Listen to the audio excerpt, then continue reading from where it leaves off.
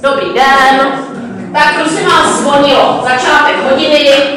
Hodina dávno začala. Kristýno, ty si děláš legraci. Co ten mobilní telefon? Posaďte se. Vezmeme si tužky a za okraj sešitu si poznamenáme s křičníkem. Mobilní telefony je zakázáno používat. Ok, dneska basket, první cvičení.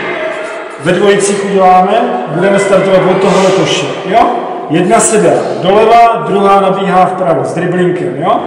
Bude tady stát v obránce, přeběhnete ho, za ním přihrajete si jedna druhý, jo? Pokračujeme dál, driblujeme, pak tady bude křížení, překřížíte se a jedna nebo druhá vystřelíte na koš. Potom zpátky s driblinkem se budete vracet zpátky. Jasný?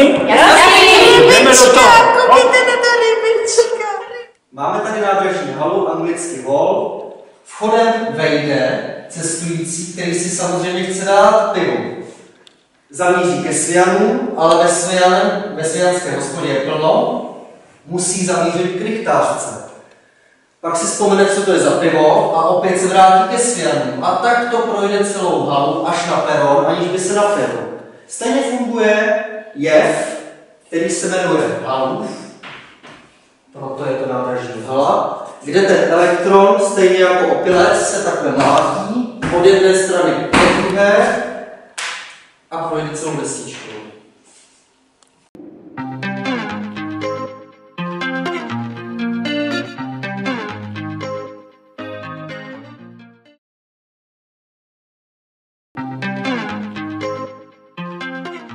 My studenti v dnešní hodině budeme menstruovat a ovlat. No a v příští hodině nás čeká porod, budeme rodit. Už to zase nefunguje. Tak mazí, 50, Je to si prdel. 200 a zkus to ještě jednou. A dělej. Tak dneska máme psát písemku, tak se připravte.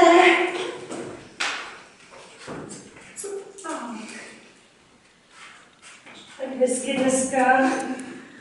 Když je ten hezký den, no tak sešity jsem stejně zapomněla dole. Výjimečně teda.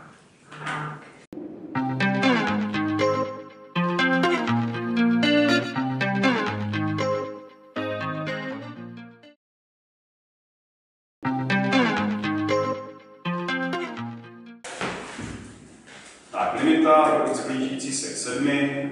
Z jakého výrazu věděl někdo? Prosím tě, no, ty, jak se jmenuješ, prosím tě? Jo, to je trapný, že já si pak ve čtvrťáku nespomenu, jak se jmenuješ, ale prosím tě, řekni teda, jak se jmenuješ. Jo, jasně, jo, Áďa, tak to...